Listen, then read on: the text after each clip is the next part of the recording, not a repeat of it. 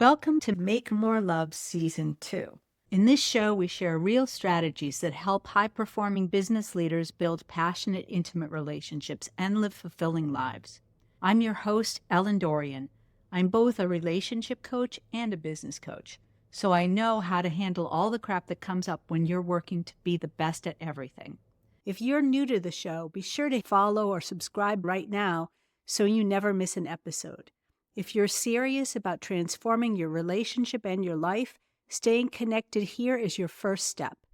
This is the first episode of Season 2, and I'm starting off with an attitude because recently I have fallen down the rabbit hole of internet relationship advice, and we need to talk. You know how the algorithms work, right? The more you engage with a certain type of content, the more of it you get, and before you know it, your entire feed is full of it. And that is what has happened to me. As you can imagine, I see a lot of relationship content. And sure, some of it's solid, but a lot of it, it's vague, it's dumb, or it's just straight up cringeworthy. So I'm kicking off a series on bad relationship advice and how not to fall for it. I've broken it down into 3 types of bad advice. The first one is vague. It's stuff you technically can't argue with, but tells you absolutely nothing. The second category is dumb. It's shallow, simplistic advice that would just never work in real life. And the third one is wrong. That's the kind that's truly harmful to your relationship. It may sound like truth, but if you buy into it, you're going to end up making bad decisions that might be hard to come back from. But before we get into all that, I gotta say something. Most people don't need more advice. They need to figure out what the hell is actually going wrong in the first place. That's diagnosis. That's the real issue. Most of us are working off assumptions and half-truths. And odds are, if your partner knew what you thought they wanted, they'd probably laugh in your face. When things aren't going well, even if it feels obvious, most of us don't really know what the root issue is or how urgent it is to fix. It's like that damn check engine light. It lights up and you can see that it's lit, but it tells you nothing. For that, you've got to take it to the mechanic, and then they use a computer diagnostic system to figure out what the problem is, and then they can recommend how to fix it. It would be cool if you could take your relationship into the shop and run a diagnostic. So I decided to do exactly that. I made a system just for you.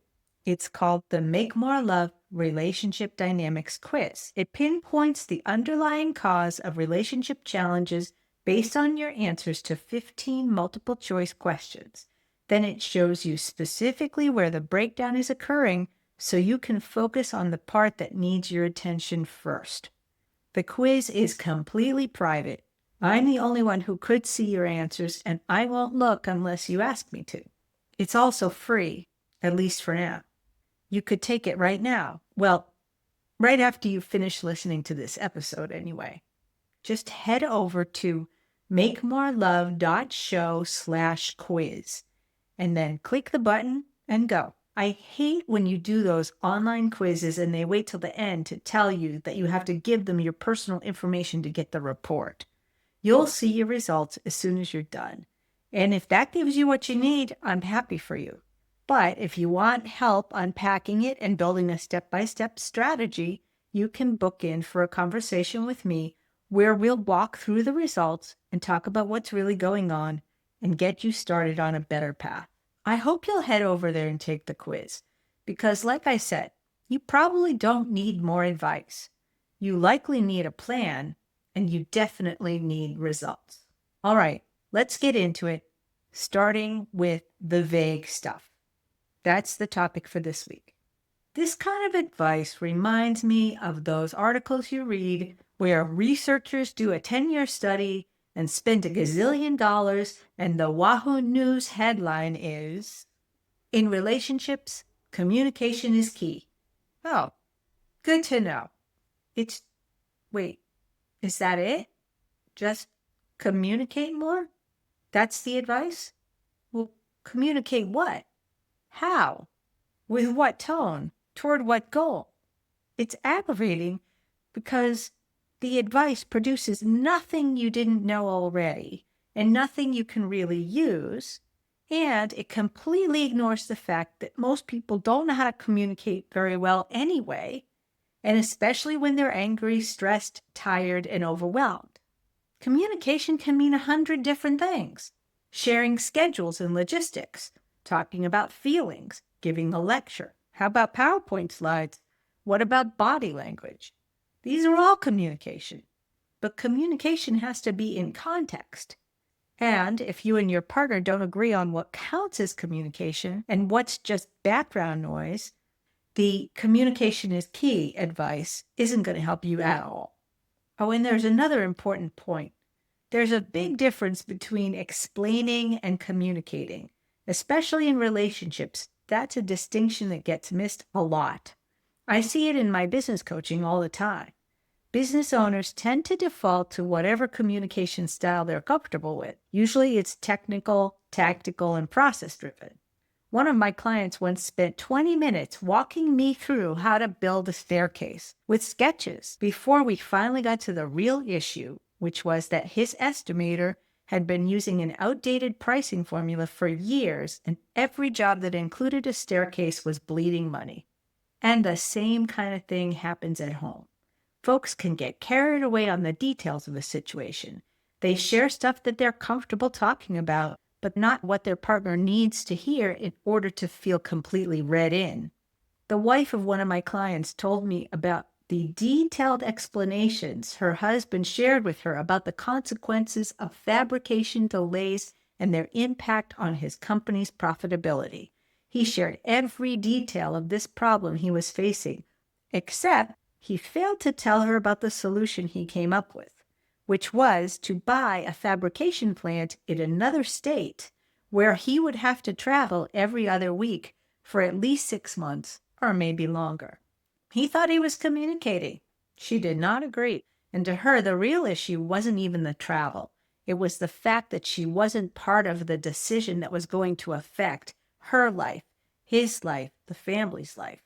Good communication in a relationship isn't just about talking more. It's about sharing what matters in a way your partner can actually take in and respond to. That's what I have to say about that. Let's move on to vague advice number 2. Your partner always comes first. Who could argue with that? At least on the surface, it sounds airtight, like something that any loving, committed partner should absolutely live by. But in real life, especially if you're running a business, managing a team, carrying all the weight of financial decisions, and being responsible for the profitability of your company, trying to execute on that promise is likely to fail one way or the other. Advice like this doesn't give you a way to reconcile it with your real-life obligations. Our relationship models, if we have any at all, are not designed for people like us who must accommodate multiple competing top priorities, which is why I put a laser focus on that when I designed my Make More Love methodology. The work you do is what gives you the resources, the time, money, security, and access to make sure your partner is your top priority in the big picture. But sometimes that means making work the priority in the moment. And social media, as usual, is part of the problem. There are endless memes promoting an unrealistic approach to relationships. I see a lot from that show Yellowstone. It's a show I've never watched, but somehow I've managed to see. 30 seconds at a time, there's one scene between the romantic leads where Beth calls Rip and says, "I need you to come home now." And Rip immediately jumps on his horse, leaves the cattle behind, and gallops off into the sun to be by her side. Like everything else on this show, it's not even a little bit realistic, but it is romantic. And if your partner has absorbed enough of that kind of messaging, they might think that that's what love is supposed to look like. So if you don't drop everything, it can feel to them like they're not important. And if that's your partner, you're going to need a plan for how you can deliver enough romantic energy so that they get their fix without putting your reputation and your business in jeopardy. So how do you put your partner first when it really matters? Start by defining what putting your partner first even looks like with your partner. Here are 3 questions to ask when you're facing a situation. 1. Is it truly urgent or an emergency? 2. What does my partner need right now to feel connected and supported? And 3, can I meet that need in a way that still respects my other responsibilities? Most of all, you've got to talk about all of this with your partner before it becomes an argument. Now, even if you talk about it, you still may need to remind each other of your agreements in the moment. But there will be a lot less anxiety around it because you'll have already talked through it when you weren't in a highly emotional state. What I've learned over decades is, in relationships, you are always playing the long game. You don't win by reacting emotionally to every single moment.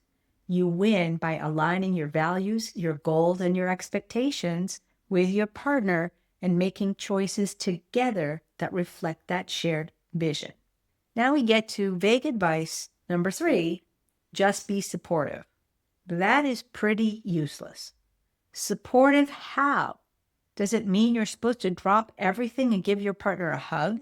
Does it mean you're supposed to be a cheerleader? Or does it mean taking on more responsibility with the family or the home? This advice really doesn't give you a clue. And it gets even trickier. You've probably heard this one.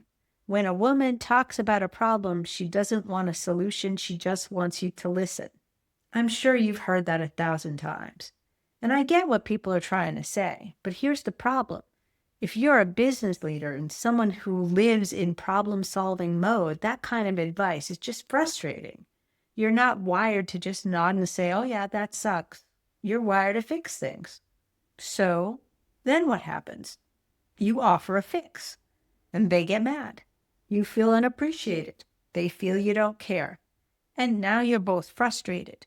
Not because you didn't want to be supportive, but because no one actually knew what kind of support was needed at the time. This is something I've struggled with in my own relationship.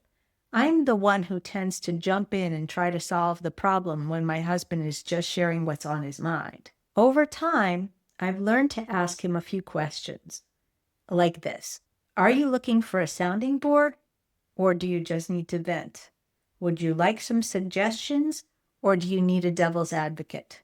I don't always remember to ask, but when I do, we usually end up having a much more connected and interesting conversation. As we wrap up, here's the key message I hope you take away from this episode. The problem with vague advice is that it leaves you guessing. And in relationships, guessing rarely gets you where you want to go.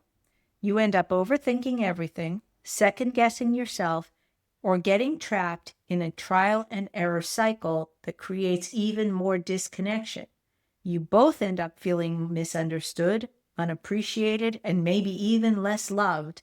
And that is the opposite of the make more love approach. So try some of these suggestions and let me know how it goes. You can post your thoughts on my social media feed, DM me, or send me an email at ellen@passionatepartnersproject.com. I read every message and I reply personally, and I love hearing from you. Next week, I'm calling out the dumb advice, the kind that makes you wonder if the person giving it has actually ever been in any kind of a relationship. I'll break down a few of my favorites and I'll show you what to do instead. All right. I hope today's episode got you thinking, but you know we can only do so much in an open forum like this. If you want to look at your specific situation, book in a free relationship reset call. We'll figure out the next best move and set you on a path to a better relationship for both you and your partner. You can just head over to relationshipresetcall.com and pick a time. You can also join our Passionate Partners Insider community on Facebook. There's exclusive content and resources there. Or visit our website or our social channels to learn more about our programs, workshops, and private coaching options. All the links to everything I mentioned, plus my personal email, are in the show notes. I'll be here whenever you're ready. Now I've got a quick request. I'd really appreciate your help spreading the word about Make More Love. First, if you haven't done it already, hit follow or subscribe on your favorite platform. It helps more people find the show and it also keeps you in the loop. Second, leaving a review would mean the world. It helps us grow our community and reach more people. And finally, if you know someone who is struggling in their relationship, then share the show with them. You might just change their life. Thank you so much for spreading the word. I believe you had good reasons for choosing your partner. My mission is to help you reconnect with those reasons and discover new ways to make more love in your life and with your wife. I'm Ellen Dorian, and that's what I've got for you today.